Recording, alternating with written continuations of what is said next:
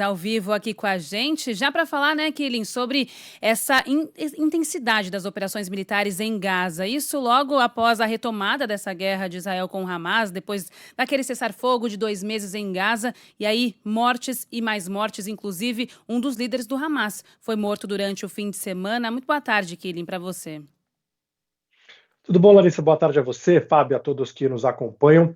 Um dos líderes do Hamas foi morto numa operação após o exército de Israel bombardear o Hospital Nasser, que fica em Han Yunis. Israel afirma que recebeu uma inteligência precisa, usou munição precisa para realizar esse ataque, mas há relatos de que outras 4 pessoas, infelizmente, acabaram morrendo.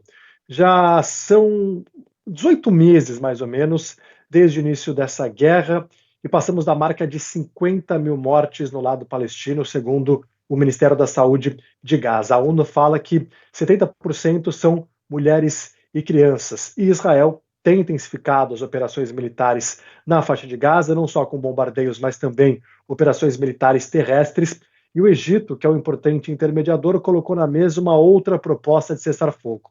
O Hamas poderia soltar 5 reféns vivos. Em troca, Israel iria libertar prisioneiros palestinos, liberar a entrada de ajuda humanitária na faixa de Gaza e prolongar o cessar-fogo.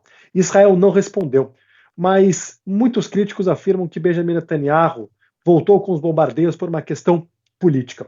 Isso porque Israel está tentando aprovar um orçamento que não tem conseguido, tem também uma proposta para os ultra-ortodoxos se alistarem no exército, eles não querem, iriam sofrer algumas sanções e ameaçaram deixar o governo. Se eles fizessem isso, o Benjamin Netanyahu não ia ter a maioria para governar, e aí volta para o governo de Israel Itamar Ben-Gvir. Isso na semana passada, ele era um cara que saiu do governo por conta do acordo de cessar-fogo. Israel volta com os bombardeios, esse cara é a favor da guerra, é da extrema-direita, fala, agora eu volto ao governo. Ele de volta ao governo, aí o Benjamin Netanyahu volta a ter a maioria para se manter no cargo e também continuar no poder. E muita gente fala que quando essa guerra acabar, ele pode sair do poder e eventualmente ser preso. Ele é acusado de corrupção e diversos outros crimes. E boa parcela da sociedade israelense está indo às ruas protestar contra o governo. Muita gente entende que ele está realmente prolongando a guerra por interesses particulares. Isso é importante. Esse último ponto que o Killing trouxe é de fundamental importância. Muitos dizem realmente que Netanyahu sobrevive politicamente por causa da guerra e haveria, inclusive, essa possibilidade, como o Killing disse, de prisão de Netanyahu caso ele deixasse o posto de primeiro-ministro de Israel. O Killing, dá tempo de a gente falar ainda a respeito de manifestações que se intensificaram também na Turquia. A coisa já cresceu nos últimos dias e a gente sabe que há potencial, infelizmente, para crescer mais ainda com violência, inclusive, né? Manifestantes e polícia na Turquia entraram em confronto e os protestos começaram depois do principal opositor de Erdogan ter sido preso. Como é que está a situação por lá, Killing? Situação segue tensa, já são 6 dias consecutivos de protestos em diversas regiões da Turquia, mas sobretudo em Istambul. Desde que os protestos começaram, mais de 1.000 pessoas foram presas e, de fato, há relatos de violência por parte da polícia. Quem foi preso? O prefeito de Istambul, Ekrem İmamoğlu, um cara de 53 anos, que está no cargo desde 2019, apontado como o principal opositor de Recep Tayyip Erdogan, que é o presidente turco.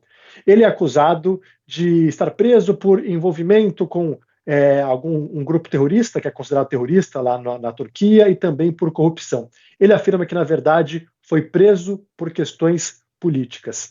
E aí a população foi às ruas protestar. O Recep Tayyip Erdogan está na liderança, no cargo principal da política da Turquia há mais de 20 anos. Isso porque ele foi primeiro-ministro, depois as coisas mudaram por lá, virou regime presidencialista, ele virou presidente, mas é claro que quando você tem alguém no poder por mais de 20 anos, você acaba questionando a democracia, e é isso que a população também está questionando, que o Erdogan virou um autocrata.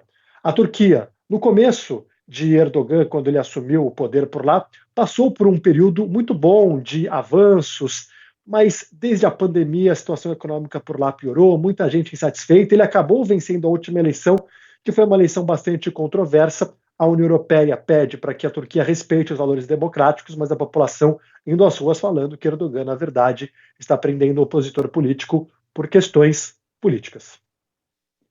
Muito bem, então vamos ficar de olho no que acontece na Turquia, porque como trouxe o Killing, realmente a situação parece ser grave e tem potencial para crescer, infelizmente. Esses confrontos podem crescer entre opositores de Erdogan, manifestantes e também os policiais. Killing, obrigado, bom trabalho para você por aí.